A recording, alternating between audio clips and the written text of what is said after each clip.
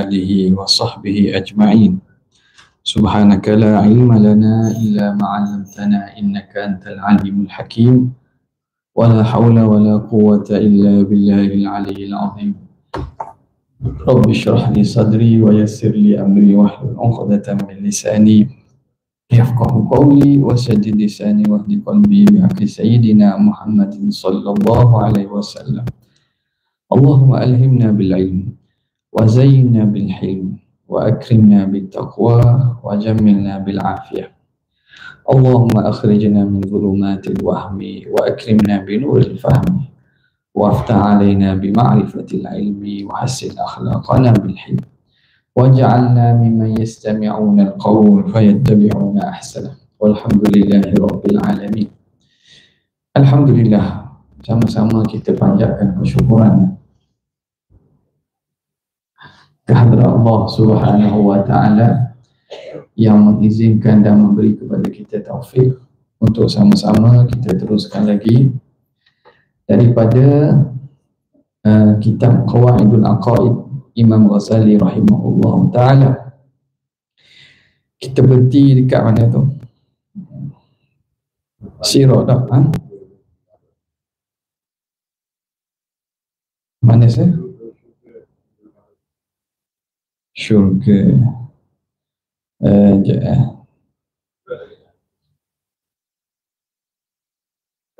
Siapa yang minum seteguk air tidak akan dahaga lagi. Betul. Luasnya seumpama keluasan langit. Beriman kepada hisab. Sadah.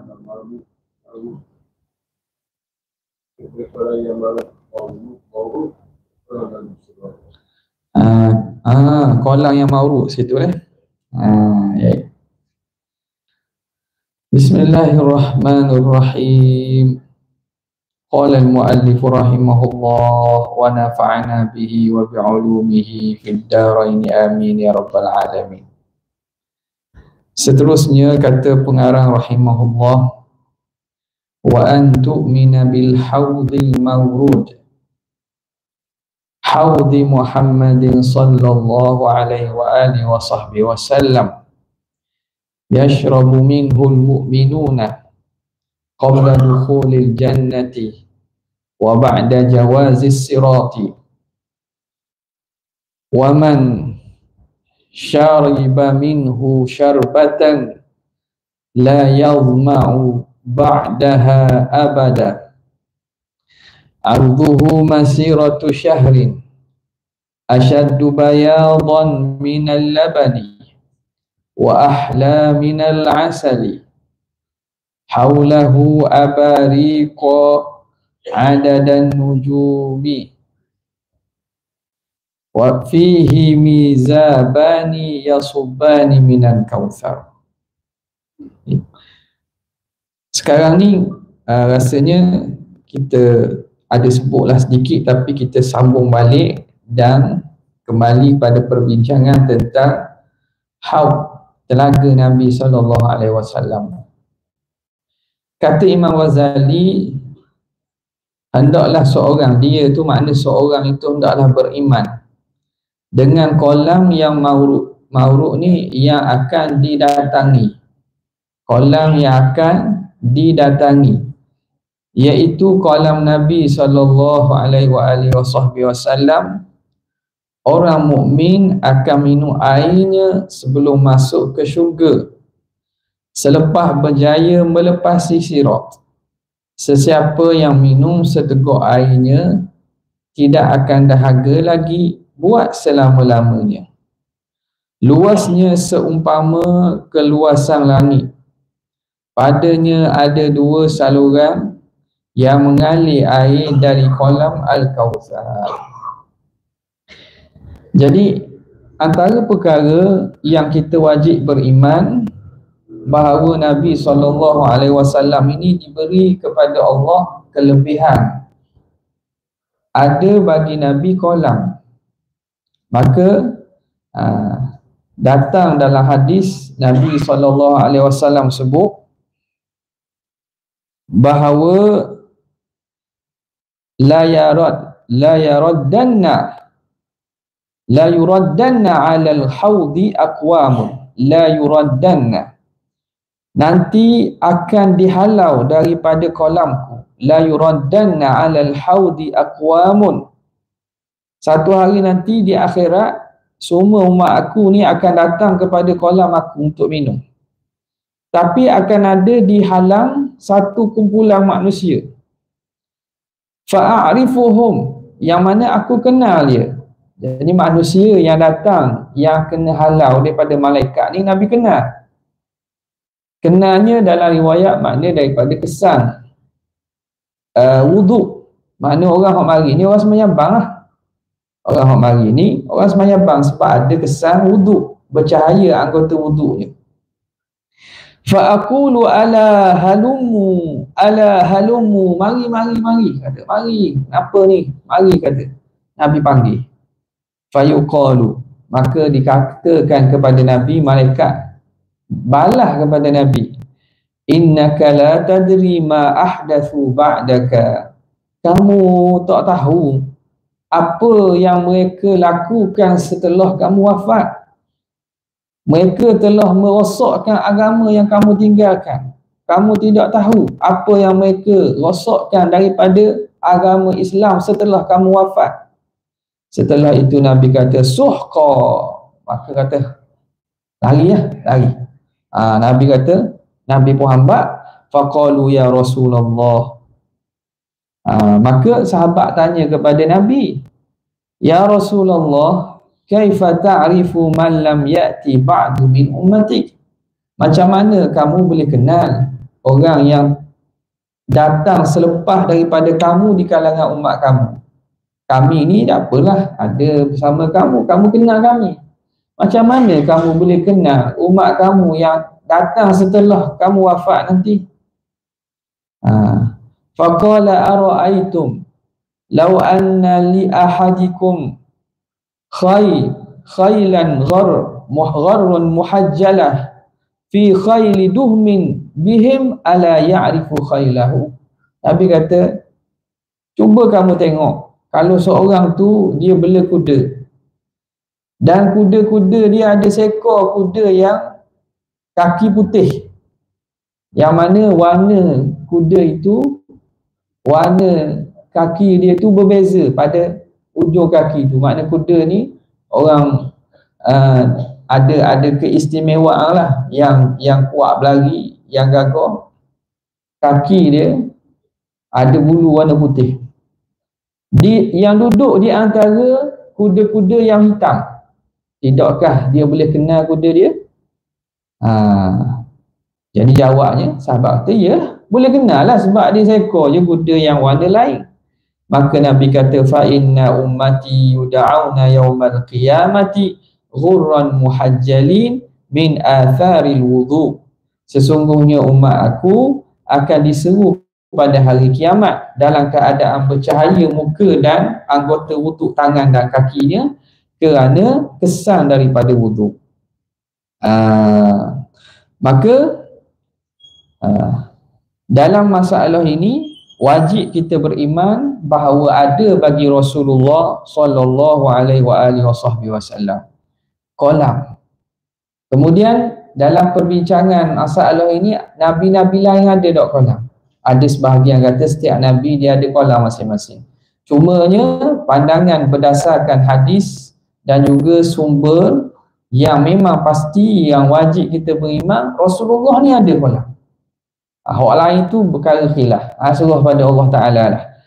Jadi tidak ada wajah ataupun pensabitan dengan nas yang kuat pada nabi-nabi lain. Cuma memang pada Rasulullah memang sabit bahawa Rasulullah ada kolam yang akan didatangi oleh umatnya. Okay. Kemudian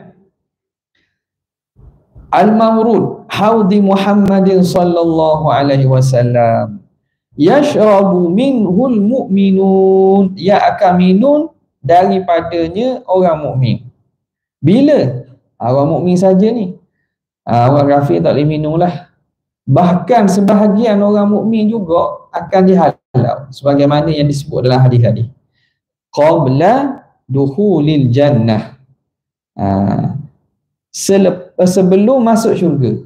Jadi kolam hak Nabi ni berada sebelum masuk syurga, makna ketika di mauqif lagi.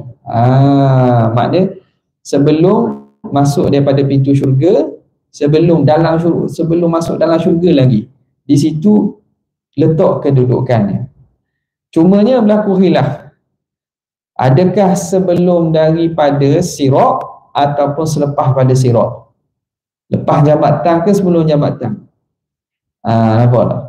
Jadi hak tu berlaku khilaf. Pandangan yang dipilih ataupun yang dibawa oleh pengarang ini ialah wa ba'da jawazis sirat. Letaknya setelah mengharungi sirat, lepas mengharungi jabatan. Di situlah akan adanya kolam Nabi. Maka para umat Nabi yang dapat melepasi sirat akan minum daripada kolam tersebut. Ada pandangan kata sebelum daripada sirat, ada kata lepas. Di sini Imam Ghazali rahimahullah memilih bahawa kedudukan kolam Nabi ini ialah selepas daripada sirat. Apa sifat yang disifatkan ni? Man syariba minhu syarbatan. Siapa yang minum daripada kolam itu satu teguk, lam yazma ba'daha abada. Nescaya dia tidak akan dahaga selepas itu selama-lamanya. Tak dahaga lah. Kolam ni minum sekali tak dahaga. Dah masuk syurga tak boleh minum lah. Syurga minuman lain pula. Syurga sungai daripada asalin musaffa, daripada madu. Min labanin lam yataghayyar ta'muhu. Susu tak berubah, tak baru busuk susu. Susu kita tipang lama-lama busuk. Kemudian daripada sungai, daripada khamrin ladzatil lisyaribin, daripada arak yang enak untuk diminum, dan daripada air. Jadi 4 jenis: air, arak, madu dan juga susu. Dan daripada 4 ni boleh minum belaka. Dah nak minum berapa? Dah dahaga dah. Minum kerana bersedap-sedap. Bukan minum kerana lapar ke dahaga, bukan. Jadi dahaga tu hilang dah tu. Sebelum masuk syurga tu, orang yang minum daripada telaga Nabi dah dahaga dah. Masuk syurga nanti, dia minum daripada sungai-sungai syurga itu tujuan nak bernikmat saja. Nak bersedap-sedap saja. Okey. Maka dalam syurga nanti ada juga minuman-minumannya. Di Kautsar ini ataupun di dalam telaga Haudin Nabi ini, orang yang minum tidak akan dahaga. La yazma ba'daha abada. Arduhus samawat.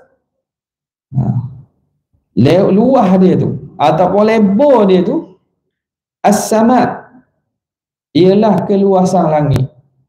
Luah dia tu luah macam luah langit. Dalam satu riwayat disebut antara sifatnya, lebar dia tu ialah perjalanan sebulan dengan kuda laju. Ada riwayat kata 3 bulan. Jadi makna luah lah. Luah dan juga besar telaga ni. Apa lagi sifat dia? Asyaddu bayadha minal labani wa ahla minal asal. Sangat lebih putih daripada warna susu dan juga lebih manis daripada madu. Manis ni tak sakit kecil manis manis ni tak ada masalah ni. Manis dunia jaga-jaga. Tapi manis ni manis daripada madu. Manis tu tak ada penyakit ni. Manis dia ada penyakit. Okay. Jadi Allah Subhanahu Wa Taala buat perumpamaan madu, susu ni tujuan apa? Kerana benda ni benda yang biasanya bagi kita benda yang ada orang cari, ada nilai dia. ada kebaikan dia, ada khasiat. Tapi di akhirat macam mana? Akhirat tak akan sama dengan dunia. Sama dari segi nama. Nama saja sama. Kata dalam syurga ada talhim mamdud, ada pokok pisang. Pokok pisang. Ada. Pokok pisang. Nama adalah jenis bentuk macam kita kenal, tapi rasa takkan sama. Ada dalam syurga pohon rumman delima. Nama delima. Kita kenal dah buah tu, kita kenal buah delima dunia, tapi saiz dia besar.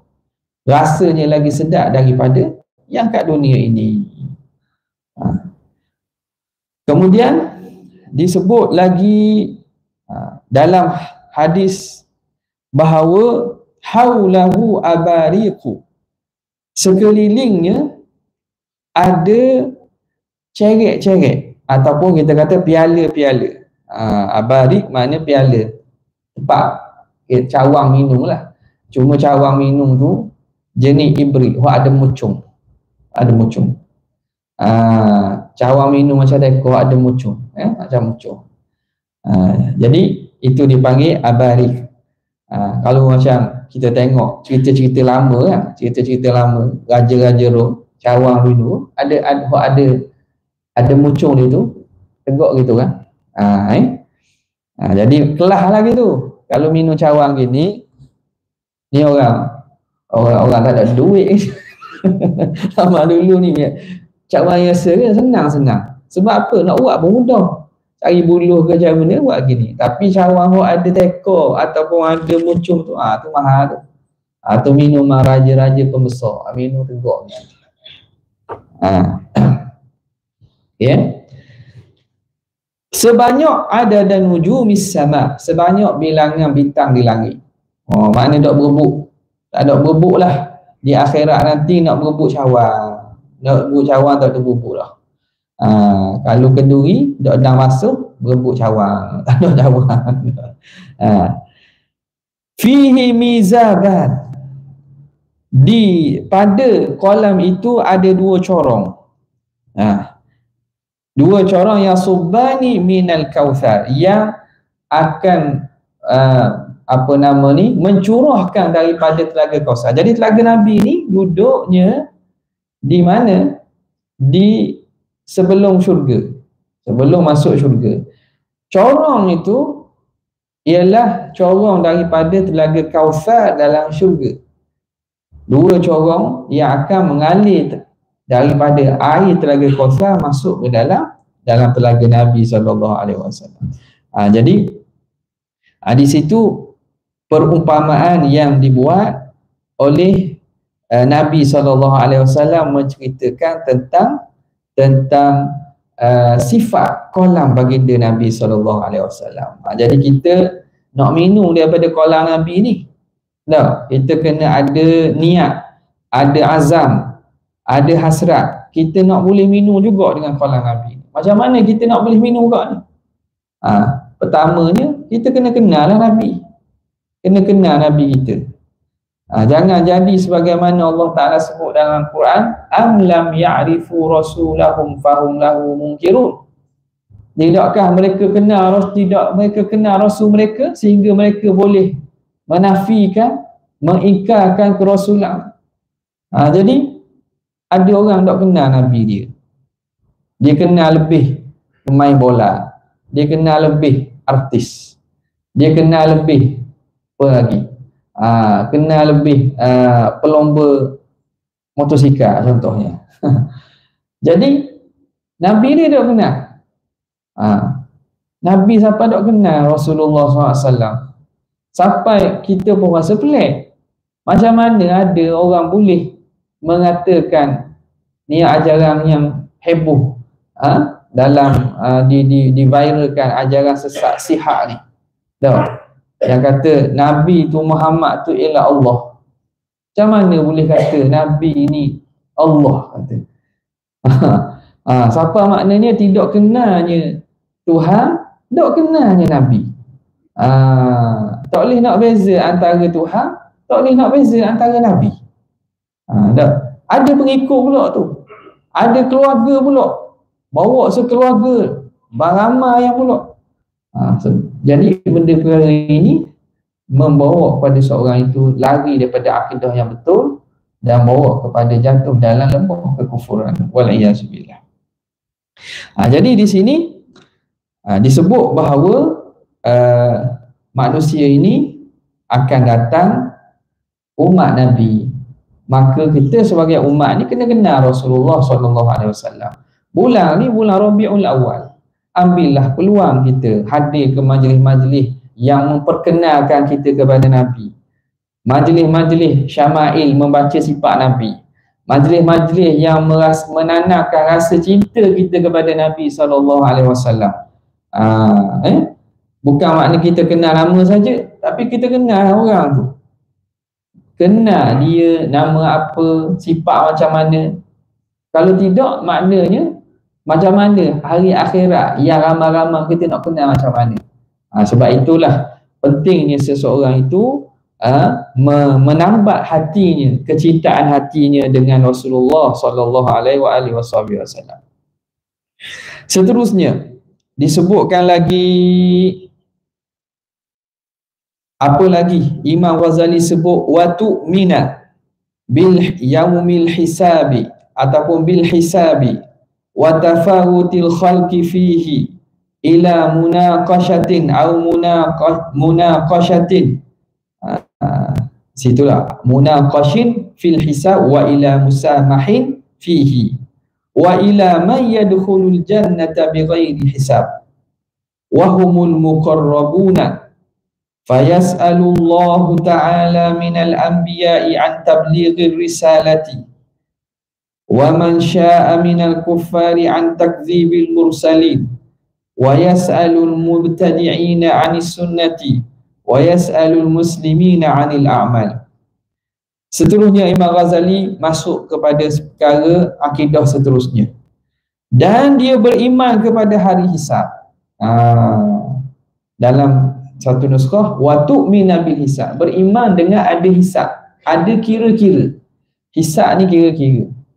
Kena percaya bahawa ada kira-kira. Sebab apa? Sebab kira-kira dunia ni dah adil. Kira-kira dunia dah adil. Dah adil kira-kira dunia ni. Sebab itu Allah Ta'ala buat hari yang satu lagi. Kerana keadilan tak dapat ditegakkan sepenuhnya kat dunia. Dunia ni negeri cubaan. Allah Ta'ala biar hamba ini beri akal dan beri dia ikhtiar untuk pilih. Padahal Allah Ta'ala hisab dengan usaha mereka, dengan ikhtiar mereka. Maka adalah orang yang menzalimi sebahagian yang lain, ada orang tindas sebahagian yang lain. Itu tak pelik. Sebab itu akhirat nanti akan ditegakkan keadilan. Ketika itu masing-masing akan dapat hak masing-masing. Jadi kena beriman dengan adanya hisab. Wa tafawutil khalqi fih, dan berbeza dia kata. Dia beriman pada hari hisab dan beriman kepada keadaan manusia yang berbeza pada hari tersebut. Antara yang dihisab dengan teliti, dihisab dengan mudah, dan golongan muqarrabin yang berjaya masuk syurga tanpa hisab. Allah Subhanahu wa Ta'ala akan bertanya para Nabi alaihi wassalatu wassalam tentang penyampaian risalah masing-masing. Mana-mana orang kafir yang dikehendaki Allah akan ditanya tentang pendustaan mereka kepada para rasul. Ahli bid'ah pula ditanya tentang sunnah, dan orang beriman pula akan ditanya tentang amalan mereka. Okey. Sekarang ni hisab ada. Hisab wajib kita beriman ada. Dan watafawutil khalqi fi, berbeza manusia pada hari tersebut. Hisab berbeza pada hisab. Orang kena hisab ni macam-macam cara. Macam mana? Ila munaqashatin fil hisab wa ila musamahatin fi. Ada yang kena tanya teliti. Munaqashah ni makna kena soal teliti. Satu. Tak? Munaqashah ni makna bincang satu-satulah, detail lah. Hari ni, waktu ini, banyak ni, di mana, kena lama dia. Orang ini orang yang dipayuhkan hisab. Dan ada yang dihisab musamaha dengan cara mudah. Cara mudah. Kira mudah. Kira mudah. Kalau kita pergi kedai makan, nak cari kedai mana? Kira mudah ke kira teliti? Kalau kita nak bayar kedai, nak kira mudah ke kira hak sesa? Hak murah lah, hak murah. Kadang kira mudah pun, kira mudah lebih. Apa kira mudah RM100 dah. Padahal kita ambil sikit je, cotek je ambil sikit je kurang, ambil kurang. Dia kira juga lauk. Ambil sikit je sayur, dia kira macam ambil seportion juga. Kira mudah. Bayar juga gitu tau.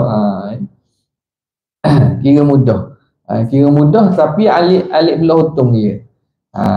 Baik kira detail pula seliti. Ni separuh, harga separuh. Ni banyak ni ambil sikit. Ala kulli hal. Allah Subhanahu wa taala apabila dia hisab manusia, ada manusia yang Tuhan hisab detail. Ada yang Tuhan hisab kira mudah, makna Allah Taala memudahkan hisabnya itu. Cara mudah ni banyak. Sebahagian ulama mengatakan dengan cara melihat perkara-perkara itu kita kira sekaligus, makna tidak didetailkan. Kalau amalan ni semayang ada khusyuk, kira khusyuk lah. Ada khusyuk sikit, kira khusyuk semua. Ada. Dan kadang-kadang Allah Ta'ala mudahkan dengan cara dicepatkan. Macam senang lah dok. Kalau kena tahan di poli, di PJ, dok. Kira mudah mana? Lesson dia dok. Nak buat tubik lah, nak buat tubik. Padahal mati. Lesson mati lah. Nak buat tubik. Ada lepas gigi. Dok. Kira mudah. Nampak itu nak buat tubik lah. Gigi. Ada kira mudah tu. Jadi tidak dikira satu-satu. Kalau kira satu-satu kena tahan. Tengok lesson. Tak boleh pula. Tengok rotek. Bukan chassis. Tengok GRZ. Tengok sama kan. Dia check se. Tu orang ni payah. Jadi apabila Allah Ta'ala kira mudah ni, maknanya Allah Ta'ala nak ampun. Kadang-kadang hisab ni itu orang itu dengan Tuhan je. Maknanya Allah Ta'ala buat dengan keadaan orang lain tak tahu. Itu antara bentuk musamahah dan juga ringan pada hisab. Maknanya Allah Ta'ala tak apa dosa kita ke orang ramai. Ada yang mana dipaparkan dosa. Si fulan bin si fulan panggil depan. Kamu hari diam. Semua orang dengar. Itu satu bentuk kira payuh. Dan satu bentuk Allah Ta'ala nak azab dia sebelum neraka lagi. Atau sebelum dia azab lepas. Tapi kira mudah Allah Ta'ala khitab dengan orang tu, kira orang lain tak dengar. Orang lain tak tahu. Nampak? Itu bentuk mudah kiraan yang Allah Ta'ala beri kepada hamba-Nya yang Allah Ta'ala khusus. Ataupun orang yang mana mereka ini tidak menjahar, tidak menzahirkan dosanya dan tak khabar korang. Kalau buat salah, dia minta apa dengan Tuhan. Bukan kebek depan orang. Bukan dia cerita ke orang. Aku sama muda. Dah. Sarik tu. Samseng kapung dusung. Dah. Dia cerita kejahatan dia ke orang. Dia insan dah. Insan dah dia tu. Tapi dia cerita kejahatan pada orang tu. Maknanya dia buka cerita. Lembaran-lembaran silam dia. Kisah-kisah jahat dia. Jadi orang ni bila dia buka depan orang ni tak ada malu. Allah Ta'ala buka depan orang juga. Jadi kalau dosa kita dengan Allah Ta'ala, biar kita dengan Tuhan saja tahu. Jangan kita kebel cerita ke orang. Kita harapkan akhirat nanti Tuhan akan hisab kita secara kita dengan Tuhan dia tahu. Orang lain tak tahu. Dan itu dua, ada yang payah kiraan, ada yang senang. Wa ila man yadkhulul jannata bighairi hisab. Dan ada satu golongan lagi istimewa ni, masuk syurga tak ada hisab. Kalau ni dak hisab langsung ni. Bukan kira mudah dah ni, dak hisab langsung. Dak kena tahan langsung kira. Wa humul muqarrabun. Mereka itulah orang-orang yang hampir dengan Allah Ta'ala. Allahumma ja'alna minhum. Siapa mereka ini? Dalam hadis Nabi SAW disebut, Nabi kata, sab'ina alfan yadkhulunal jannata bighairi hisab. Ada 70,000 dalam kalangan umatku yang masuk syurga tanpa hisab. Ini hadis sahih dalam riwayat Imam Bukhari. Bab yadkhulul jannah sab'una alfan. Masuk syurga ada 70,000 orang yang masuk tanpa hisab. 70,000 tu bukan zaman ni. Daripada zaman umat Nabi sampai ke akhir zaman. Dah rasa banyak ke sikit lah. Sikit dah. Umat Islam ni berapa juta, berapa bilion ke dah. Nak sampai nak kira pada zaman Nabi sampai akhir tu. Sebab itu dalam riwayat lain, setiap daripada 70,000 ni ada lagi 70,000 pula. Tapi sikit lagi sebenarnya. Nak mana tu sikit lagi. Jadi dalam hadis ini Nabi kata ada 70,000 dan setiap seorang tu 70,000 pula. Jadi kita kata darat pula lah tau. Darat pula 70,000 pula sekali lagi. Siapa mereka ni? Umul ladhina la yarkuna wala yastarkuna. Dalam ada tiga perkara. Umul ladhina la yaktawun la yarkuna wala yastarkuna wala yaktawuna wa ala rabbihim yatawakkaluna. Siapa mereka? Mereka ni orang yang tidak obat cara bomo mentera, japi. Tak berobat dengan cara japi. Dia tak berobat dengan japi orang dan dia minta orang jampikan kepada dia. Yang kedua, sifat mereka ni, mereka la wala yaktawuna. Mereka tidak berobat guna api. Ni perubatan ni tak ada tempat kita. Tapi kat negara Arab, dekat Afrika yang ada. Dan kalau tengok dipanggil Al-Kai. Al-Kai. Kai ni satu bentuk perubatan guna besi panas. Besi tu dia akan panas betul-betul. Lepas tu dia akan selor di tapak kaki. Dah sakit mana? Sebab dia sekejap je. Tapi Syekh saya buat, bukan buat kita, dia buat gitu. Dia kata kalau dia sakit-sakit berat dia buat gitu. Dia kata memang biasanya kalau sakit-sakit payah nak bayar buat gitu cepat baik. Kita dah tahulah dari segi perubatan, mungkin kerana bila kepanasan yang kuat tu jadi macam badan kita respon dengan kepanasan yang sangat kuat dalam masa sekejap tu, jadi boleh baik, wallahu a'lam tu. Tapi di segi perubatan dipanggil Al-Kai. Maknanya dia guna besi panas. Lepas tu dia selor gitu sekejap. Kata ni tak sakit sebab dia bukan lama sangat dan sangat panas. Maka kalau sakit-sakit berat dia akan jadi cepat baik. Jadi orang buat ni tak boleh masuk syurga. Tak boleh masuk, bukan lagi masuk syurga. Tak masuk 70 orang. Dah kalau orang japi tadi bukan nak masuk syurga. Tapi tak masuk 70 orang ni. Sebab sebahagian daripada perubatan ni, contoh guna besi panas tu, tidak haram. Tidak haram. Boleh. Sama juga dengan japi yang tidak ada syirik. Boleh. Tak? Kita japi ke orang ke? Ataupun minta orang tolong japi ke kita ke? Kalau dengan japi syar'i tak ada masalah. Dia tidak berdosa. Cuma tak masuk 70 orang ni. Kok masuk tanpa hisab.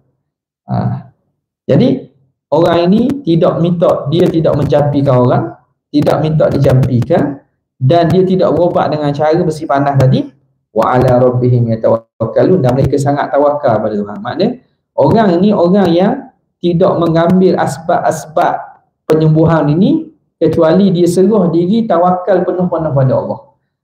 Orang ni termasuk dalam 70 orang tersebut. Jadi saya waktu orang Tok Syekh kata Tok Syekh mu tak boleh masuk dah jumpa orang ni. Sebab dia berobat dah. Dia berobat ke sini. Tapi bukan orang tu bukan salah, tak salah, cuma keistimewaan 70 orang tu tak ada lah berdasarkan hadis tersebut. Jadi itu yang disebut dalam hadis riwayat Imam Bukhari rahimahullah ta'ala. Maka ada golongan yang ketiga ni istimewa, masuk syurga tanpa hisab.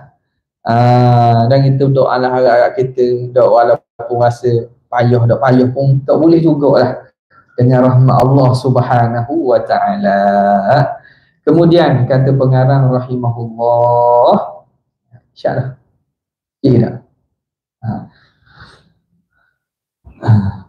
wahumul muqarrabun, mereka itu orang-orang yang hampir dengan Allah Subhanahu wa ta'ala. Fayas'alullah, okey, apa yang akan dihisab mereka? Allah Ta'ala akan tanya hisab mereka minal anbiya, Nabi pun kena tanya. Tuhan akan hisab, tanya Nabi antablighi risalati, tentang menyampaikan risalah. Adakah kamu sampaikan risalah yang aku suruh kamu sampai? Nabi kena tanya. Maknanya kalau setara Nabi kena tanya, kita ni umat Nabi ni harap lepas tanya lah. Harap kalau tanya pun makna lepas daripada tanya dan boleh jawab. Dalam surah Al-Ma'idah, akhir surah Al-Ma'idah, Allah Ta'ala cerita panjang persoalan yang dia akan tanya Nabi Isa AS.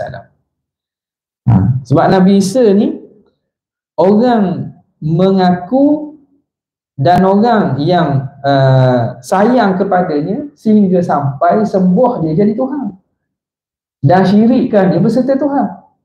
Maka Allah Ta'ala kata Nabi Isa, a'anta qulta linnasi ittakhiduni wa ummiya ilahaini min dunillah. Tuhan katanya, adakah kamu suruh manusia ni jadikan kamu dan ibu kamu ni Tuhan selain daripada Allah Ta'ala? Allah Ta'ala katanya Nabi Isa alaihissalam. Jadi para Nabi akan ditanya tentang menyampaikan risalah. Wa man syaa'a minal kuffari an takdzibil mursalin, dan Allah Ta'ala akan tanya orang kafir tentang pendustaan mereka kepada para rasul. Nak tanya balik. Dan Tuhan tanya, Tuhan tak tahu ke? Tuhan tahu. Dah. Masuk terus lah. Pukul terus. Pertanyaan tu dibuat tujuan untuk penyaksian depan khalayak manusia sekalian mukallaf. Allah Ta'ala tahu dah. Cuma supaya menjadi saksi orang tu, supaya dia keadilannya walaupun salah dibicarakan. Maknanya gitulah. Kalau di mahkamah dunia ni, walaupun Tok Hakim tahu dia salah, tapi hak dia untuk dibicarakan, bicara. Adanya Allah Ta'ala, satu, Allah Ta'ala bicarakan juga, tanya juga, walaupun orang tu Tuhan tahu dah, ilmu Tuhan tu ilmu mutlak. Dan tujuannya supaya mereka disaksikan oleh semua makhluk-makhluk ada ni, dan mereka tidak ada alasan lagi. Itu orang kafir akan ditanyakan tentang pendustaan kepada para rasul. Wa yas'alul mubtadi'ina anis sunnah, ahli-ahli bid'ah Allah Ta'ala akan tanyakan sunnah. Mu kenapa tinggal sunnah, buat bid'ah? Kenapa kamu tambah-tambah dalam agama? Kena ingat ni, buat bid'ah ni bid'ah yang haram lah maksudnya. Bukan bid'ah sekadar orang panggil bid'ah, tapi orang panggil bid'ah tu tak betul tak. Maulid ni bid'ah. Ada. Talqin ni bid'ah. Bukan waktu. Bid'ah yang memang betul-betul bid'ah pada syarak. Bukan bid'ah atas ikut dang nama bid'ah je. Macam apa talqin ni bid'ah? Bukan. Bid'ah yang betul pada syarak lah. Memang ada bid'ah yang direka. Contoh bid'ah akidah, Mu'tazilah buat bid'ah dalam akidah, Khawarij buat bid'ah, Syiah buat bid'ah dalam akidah. Bid'ah mengatakan Tuhan ni ada anggota, Tuhan ni bertempat, bid'ah dalam akidah. Mereka akan ditanya tentang bid'ah mereka dan sunnah. Kenapa tinggalkan sunnah, tinggalkan amalan yang Rasulullah beri ni? Wa yas'alul muslimina 'anil a'mal. Dan Allah Ta'ala akan tanya orang Islam tentang amalan. Orang Islam Tuhan tanya amalan lah pula. Amalan tu ikhlas ke tidak, cukup ke tidak, buat kerana siapa, itu semua akan ditanya oleh Allah Subhanahu Wa Ta'ala. Ikut orang, Nabi kena tanya, ahli orang kafir kena tanya, ahli bid'ah kena tanya, orang mukmin sekalipun kena tanya juga. Nas'alullah as-salamah. Moga-moga Allah Subhanahu Wa Ta'ala menjadikan kita di kalangan orang yang selamat dan mendapat hisab dengan hisab yang mudah, bahkan dengan dimasukkan syurga dan ataupun hisab bersama nabiyyin was-siddiqin wasyuhada'i was-salihin wa hasuna ulaika rafiqa ya arhamar rahimin. Sekadar itu untuk kali ini. Wabillahi taufiq wal hidayah. Wassalamualaikum warahmatullahi wabarakatuh.